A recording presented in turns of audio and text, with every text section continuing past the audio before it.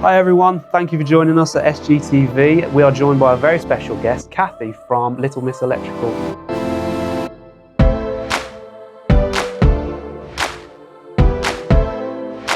So I'd like to ask you about the business you run, because as I mentioned before, some of the other electricians we've had on the show, self-employed, or they've just got, maybe one or two people helping them out, but you've got a whole team. So can you tell us a little bit more about that and how you got set up? So I've got a team. There's me, I'm one of the electricians. I have another lady called Lizzie, who's a fully qualified electrician, and I also have an apprentice, Brittany, who's been with me about 2 years now. She qualifies in the summer coming. I do have another lady who is, she's level 3 qualified. She's got to do MVQ, who also works with us on a more casual basis. I originally did set up on my own as more like a one-woman band. When I first started, I didn't really imagine having a team of people. I just thought, I want to do electrics. I wanted to have a bit more of an important role in the renovation of our house than just labouring on whoever was there. And my boyfriend said, why don't you do plumbing or gas or electrics, because you've got to have a bit more brains than just doing plastering like he does. So I looked into that and found a way I could retrain to do that. And I just enjoyed it so much, I kind of thought, well, what I'll do is I'll build upon, the work that I get doing that, and hopefully maybe one day do it full time. I got some work subcontracting with another electrical company so that I could build the experience on site that I had, as I found that was sort of the key thing you needed. You need to be on site learning, how stuff actually goes, where you run cables, all that sort of thing. And then he was happy to take me full time, subcontracting with him. So I didn't really want to turn that offer down, as I found it quite hard to find someone who would take me. And once he said he would, and he would do it full time, I was really pleased. And the reaction that I got, even just working with him, everyone was really pleased to see a female on site. I'd not really thought about the fact that I was a girl doing it and everyone else was a guy. Just kind of like, I'll just have a go at that. And then so I was so busy that I needed somebody to help me quite quickly once I started just doing jobs for myself. And then after about 8 or 12 months, I was so busy that just me and somebody helping me weren't enough. I needed somebody else to be out independently from me doing jobs as well. Otherwise, I'd have to turn down quite a lot of work. Yeah. I suppose if you're turning down work as well, it might not do your reputation any good either. Well, I was working 7 days a week and most evenings. So when people say to me, how long have you done it? I say about 2.5 years. But if you think 2.5 years, 5 days a week, that's one thing. But I was doing literally 7 days a week. I'm working till 8, 9 o'clock a lot of days. So it was just kind of, did I want to keep doing that, or did I want to go and ride my horse on a weekend, or get home at a reasonable time? Yeah. And it wasn't that. The other thing I found as well is people would ring me really last minute, and I'd find it really hard not to want to go help them. I like to be quite a helpful person, so if somebody had been let down by an electrician, or maybe they didn't, quite often I got people ringing me with kitchens. They thought, I'll have a new kitchen, but they'd not thought about the concept of moving the electrics for that. So somebody might turn up to plan their kitchen, or they've ripped the old kitchen out and they're like, what do I do about moving the plug sockets? And so it was stuff like that. It would come up really last minute, and I would feel a bit too soft to say no, and I'd want to help. So I'd end up going at 6 o'clock on a night and rewiring someone's kitchen. Find you needed any kind of business knowledge before going into it, thinking how to actually do the ins and outs of keeping up my books and everything? I knew about being self-employed and I knew about being employed, but I'd not really thought much further ahead than that.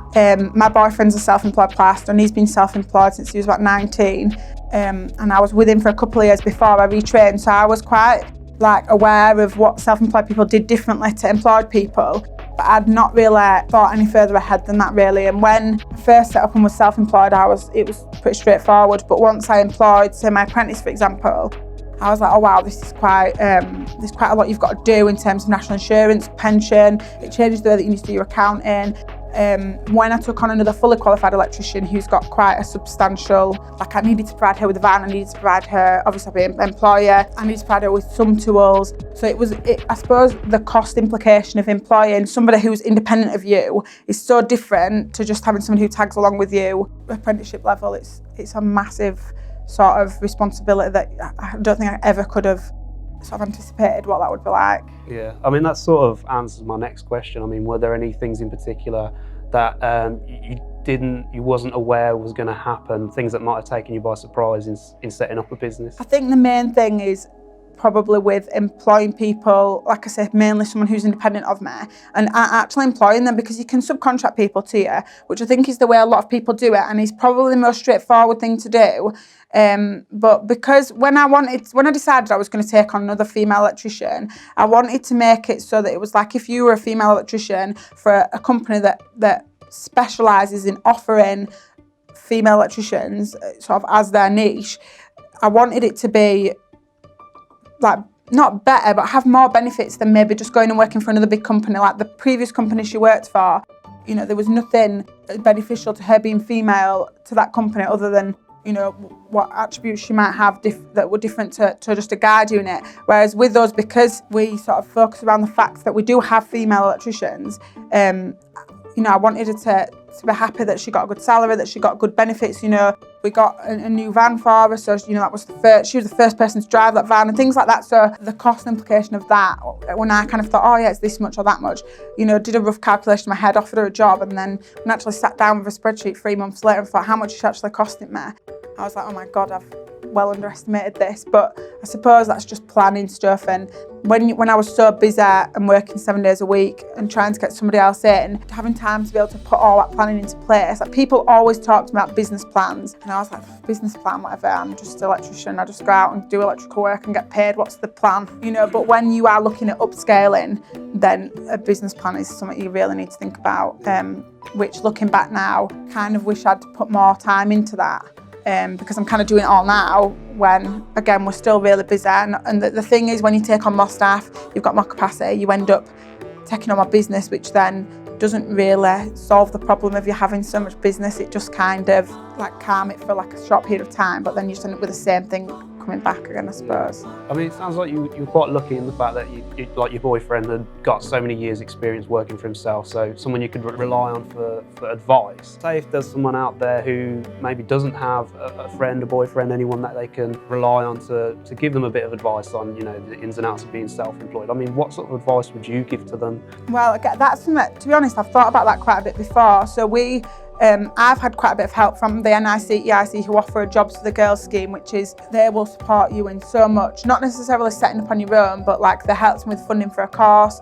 They were just really good. I found the NIC really helpful just generally with setting up on your own in terms of how you're going to sign stuff off and how you're going to certify and do sort of all your testing and things like that. But they don't, like, I've never heard of a company saying, oh, if you want to become a self-employed electrician rather than work for a company, we will help you. It's all kind of, if you're a female and you want to be an electrician, we will help you. If you know, so I don't think there is sort of something that it is kind of, you've got to sort of work it out. I know the Princesses Trust do a course, which I did enrol on to start with, to help young people who are setting up on their own. But again, it's not really aimed at electricians. I do think it's something that would be nice if there was more support available. Yeah, more information for your how-tos and what you do. And I think I'd just say, you know, make sure you've looked into all your costings. I'd just try and cost up everything so that you're monitoring what your monthly outgoings are, what your weekly outgoings are, what your yearly outgoings are. You know, just sort of forecasting what it's going to cost you, and then looking at what you're going to charge. Again, pricing I think is like a really big. Like I bet there's so many differences in pricing across the industry, and that I think a lot of people becoming self-employed probably undersell themselves in their pricing, because the main thing, like when I took Lizzie on, so if you just look at how much an electrician gets paid per hour, like if I Google jobs for electricians and find a job for an electrician and see how much they get paid per hour, you've then got to think about on top of that, if that's how much you're charging for them per hour, you've got national insurance, holiday contributions, van if you've got a van and lease, the fuel, the extra, basically you've got all these other costs. So you might think, oh, whatever it is per hour, that's how much they're costing. Well, that's not how much they're costing you at all. It's probably half that again, easily. Yeah. So it's that for employing someone, that is something like, and it's, especially if you're going to set up on your own and maybe thinking about taking an apprentice to help you. Because if I just set up on my own, starting again now, you know, I'm going to be doing everything from fetching and carrying stuff from the van to chasing out, to putting a fuse board on. And if you got an apprentice who could do some of the more like less technical jobs while they're learning, then obviously it's going to save you time, you can pay somebody less. But again, you've got to think about all the other costs on top of just their hourly rate that you need to be sort of accounting for. Yeah, so I mean, it sounds like it's definitely an obstacle, you know, getting that knowledge and getting initiated and setting up your business. But I mean, would you not? You wouldn't take any of that back. You know, you're working for yourself. I mean, there's got to be good benefits to being your own boss. Yeah, definitely. No, I wouldn't want to go back and be employed by somebody. And I think that's just because, like, I can say I'm willing to take the risk of maybe not earning anything this week to earn 5 times that the next week or whatever.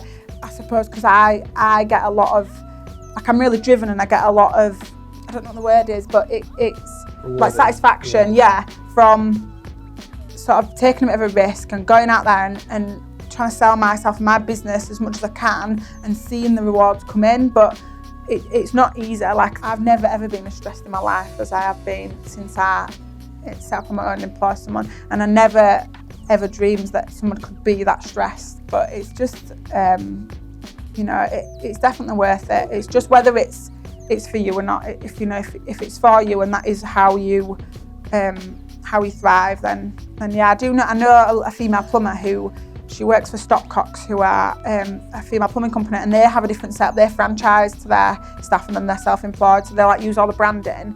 And she being self-employed just isn't for her. She doesn't want to go running around doing quotes on a night. She doesn't want to try and fit in a boiler breakdown after her job in the day. She wants to go to work and know that that's what salary she's getting and that she finishes at that time and she's off home to do her own thing. And, you know, I can understand the attraction to that, definitely. I mean, there's no right or wrong direction, I suppose, is that if you're happy doing your hours, getting paid, knowing that's fine, there's nothing wrong with that. But I suppose equally, if you've got that drive and you want to be you know, free to work for yourself and do it, then you know, it's definitely worth doing in the end. Yeah, definitely. I've been in the position where I've been employed by a company doing something other than electrical, and I knew what I got every month, and we had a bonus structure. So I had like the backfall of a basic wage, and it was a holiday company I worked for. The more holidays we sold, the more bonus that you got then. So it was the sort of comfort, and that for some people is, you know, and I appreciate, you know, how comfortable it can be if you can say, right, this is what I've got coming in, this is what I've going out, and I know I'm covered and can go on a couple of nights out the month, and then if I go and earn a bit more, I can go on holiday as well. You know, that's definitely a comfortable place for people. And I've not always been in the position where I could say, do you know what, if I don't earn any money this week, it doesn't matter. Like, when I became self-employed, I'd bought a house with my boyfriend, and if I didn't get any work that week, he could afford to cover our mortgage because it was a small house and a smallish mortgage. So I didn't just do it one day saying, do you know what, if my bills don't get paid this month, what the heck? It was very much, we looked at what position we were in and said, do you know, his wage can cover it before, you know, it all goes wrong. So I hope for anyone out there watching who's thinking of following a similar path to Cathy and, you know, setting up on your own, then I hope the information, the advice that Cathy shared with us is helpful for you out there. You can also follow Cathy on where can they find you? So I've got a Facebook page, which is Little Miss Electrical. We do have an Instagram page as well, and we've got a website, which is littlemisselectrical.co.uk. If you want to find out more or see more from us here at SGTV, please do like and subscribe. Okay, thanks for watching. We'll see you again next time.